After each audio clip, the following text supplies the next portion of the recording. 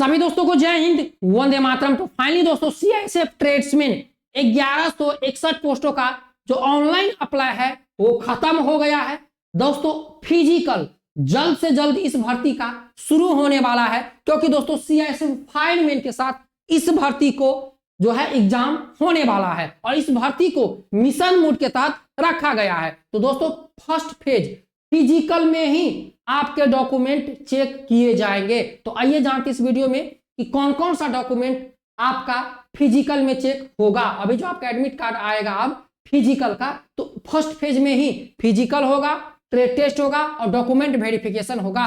कौन कौन से डॉक्यूमेंट चेक होंगे? यदि आपके डॉक्यूमेंट में नाम में गलती है, स्पेलिंग मिस्टेक है आपके ओरिजिनल डॉक्यूमेंट पे, तो इसका क्या उपाय है, सारी चीजें इस वीडियो में। सबसे जरूरी कौन सा डॉक्यूमेंट है ये भी इस वीडियो में हम बताने वाले हैं। यदि अभी तक नहीं बनाए हैं तो किस फॉर्मेट में बनाए, कैसे बनाए, तो दोस्तों आइए लिस्ट भी देख लीजिए। तो सबसे पहले दोस्तों यहां पर स्टूडेंट कंफ्यूज है इस भर्ती से रिलेटेड, तो देख लीजिए शारीरिक मानक परीक्षा पुरुष अभ्यर्थी कद पैरा जो आप लोगों का है 170 सेंटीमीटर लंबाई लगेगी। किस किस का?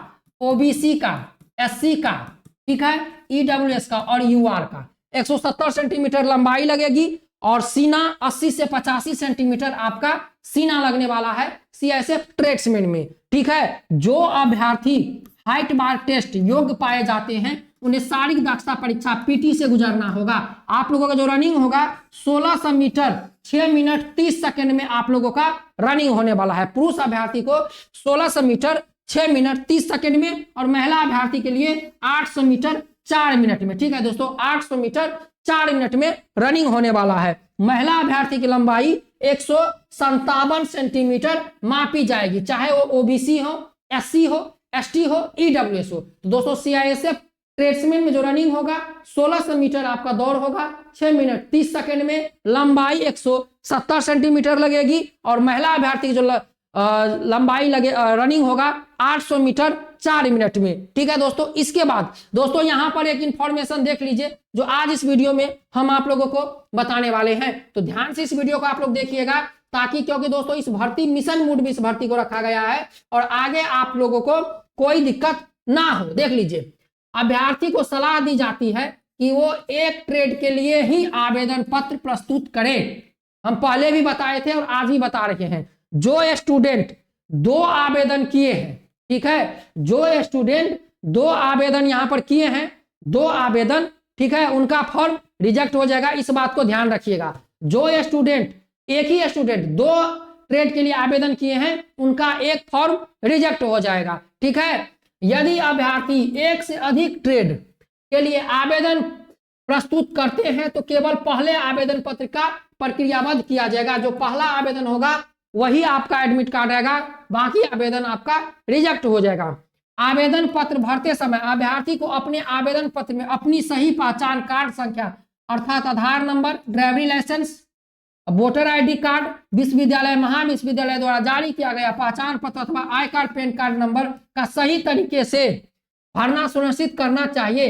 अभ्यर्थी द्वारा उसे प्रत्येक प्रतिस्पर्धा के दौरान परीक्षा केंद्र पर प्रस्तुत करना होगा, ठीक है। यदि आप अपने ऑनलाइन अप्लाई करते समय यदि आपने पैन कार्ड लगाया है, ठीक है, आधार कार्ड नहीं लगाया है, तो आपको फिजिकल में, एग्जाम में, मेडिकल में, डॉक्यूमेंट वेरिफिकेशन में जब जब जो प्रोसेस होगा तो आपको पैन कार्ड लेकर जाना होगा।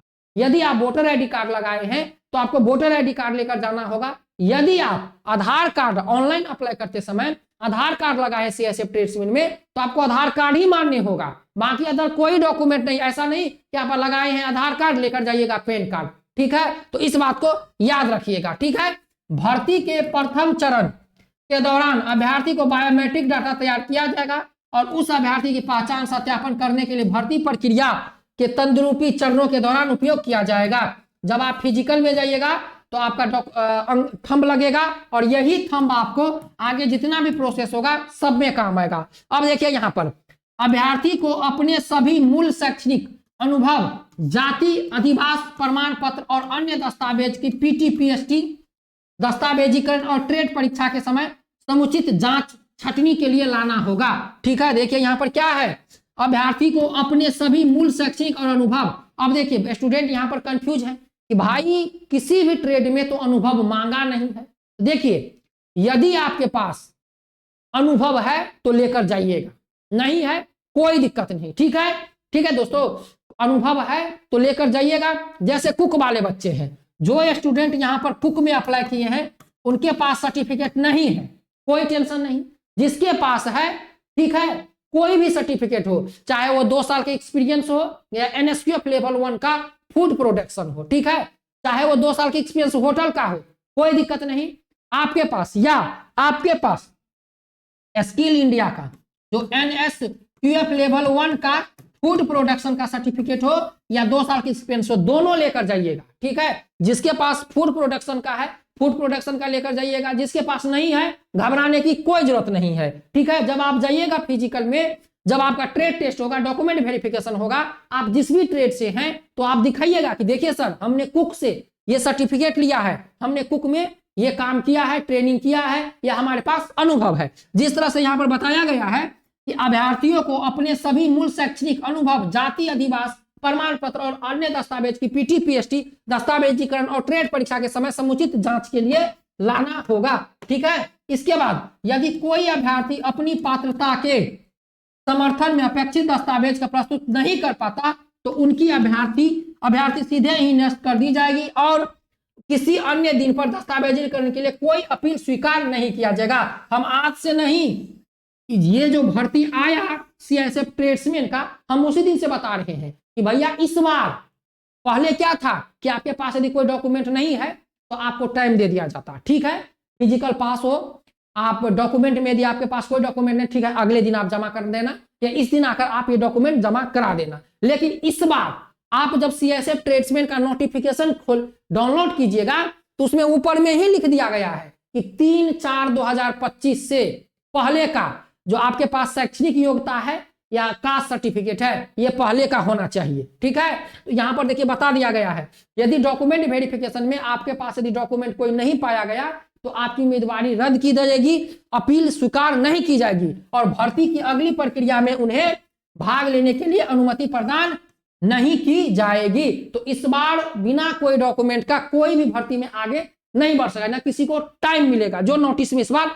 लिखा हुआ है। ठीक है, वीडियो के आगे बढ़ने से पहले बात कर लेते हैं CISF ट्रेड्समैन भर्ती परीक्षा 2025 का जो बेस्ट बुक है वह चक्षु प्रकाशन की है। दोस्तों, इस बुक में 20 प्रैक्टिस सेट है, 24 से 50 वोकेबुलरी के प्रश्न है और 100% लेटेस्ट पैटर्न पर आधारित है। जो भी स्टूडेंट ये बुक ऑनलाइन परचेज करना चाहते हैं, वीडियो के नीचे डिस्क्रिप्शन में लिंक है, जाइए लिंक पर क्लिक करके इस बुक ऑनलाइन परचेज कर लीजिए। अब देखिए यहाँ पर आप लोग समझ गए, तो दोस्तों डॉक्यूमेंट के बारे में आज समझ गए। अब चलिए डॉक्यूमेंट में, जिस भी स्टूडेंट का डॉक्यूमेंट में, मान के चलिए बहुत सारे ऐसे स्टूडेंट हैं, ठीक है, जिनका पिताजी का नाम 10th के मार्कशीट पर गलत है, आधार कार्ड पे मिस्टेक है, मिसमैच कर रहा है। ठीक है, तो आपको एफिडेविट बनवा लेना है अपने तहसील में जाकर। ठीक है, एफिडेविट बनवाकर तैयार रख लेना है। हम जो बताते हैं कर लीजिए, नहीं तो बाद में ये मत भागदौड़ कीजिएगा। फिजिकल इसका बहुत जल्द होगा, एफिडेविट बनवाकर आप तैयार कर लीजिएगा। देखिए डॉक्यूमेंट आपको जो फर्स्ट फेज में फिजिकल होगा, डॉक्यूमेंट क्या क्या लगेगा। PT PST उत्तीर्ण करने वाले अभ्यर्थी को निम्नलिखित मूल दस्तावेज प्रमाण पत्र की जांच की जाएगी।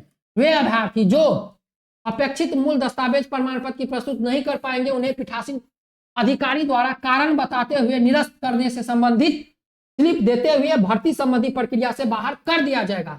किसी भी अभ्यर्थी अंतिम रूप से अंतिम अनुमति नहीं दी जाएगी। पहला देख लीजिए, पहला आपका शैक्षणिक प्रमाण पत्र होना चाहिए, जैसे 10th का मार्कशीट, मूल प्रमाण पत्र, एडमिट कार्ड। ठीक है, इसके बाद जन्म तिथि जो आपका होना चाहिए, सक्षम पदाधिकारी द्वारा जारी अधिवास प्रमाण पत्र जो उनकी अधिवास संबंधित स्थिति को सिद्ध कर सके। तो आपका हो गया कौन सा, आपका निवास प्रमाण पत्र, जिसे हम रेसिडेंटल बोलते हैं या डोमिसाइल बोलते हैं। ठीक है, पहला लिख लीजिए 10वीं का मार्कशीट।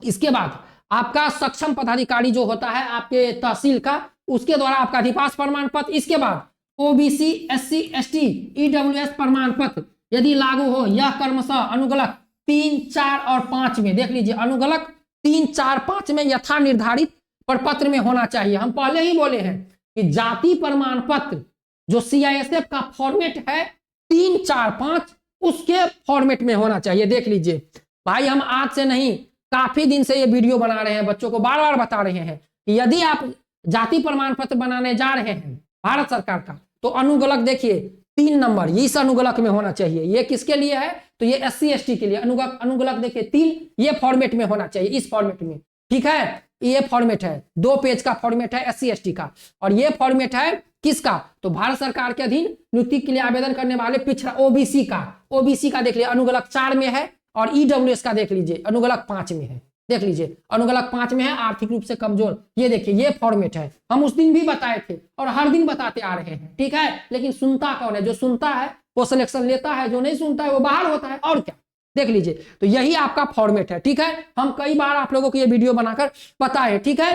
देख लीजिए, यथा निर्धारित जाति प्रमाण पत्र जो विज्ञापन सूचना में दर्शाए गए अनुसार नहीं है, उन्हें स्वीकार नहीं किया जाएगा, ठीक है। जो विज्ञापन में दर्शाया गया है यदि नहीं है तो उन्हें स्वीकार नहीं किया जाएगा। 3/4/2025 से पहले का आपके पास जाति प्रमाण पत्र होना चाहिए, ठीक है। अभ्यर्थी को अधिवास निवास राज्य से भिन्न राज्य में जारी जाति प्रमाण पत्र विचार नहीं किया जाएगा। यदि आप बिहार के हैं और यूपी का कास्ट सर्टिफिकेट या दिखाते हैं, तो आपको यूपी का यदि आप दिखाते हैं अधिवास या निवास प्रमाण पत्र, उस पर विचार नहीं किया जाएगा, ठीक है दोस्तों। तो जाति और निवास उसी राज्य का द्वारा जारी किया होना चाहिए जिस राज्य के आप हैं, ठीक है दोस्तों। तो इस तरह से आप लोगों को जो डॉक्यूमेंट है इसमें देख लीजिए, ये डॉक्यूमेंट आपको लेकर जाना है, तैयार करवा लीजिए। 10th का मार्कशीट हो गया, ठीक है। जो आपने ऑनलाइन अप्लाई करते समय जो ID लगाया था वो ID लेकर जाना है।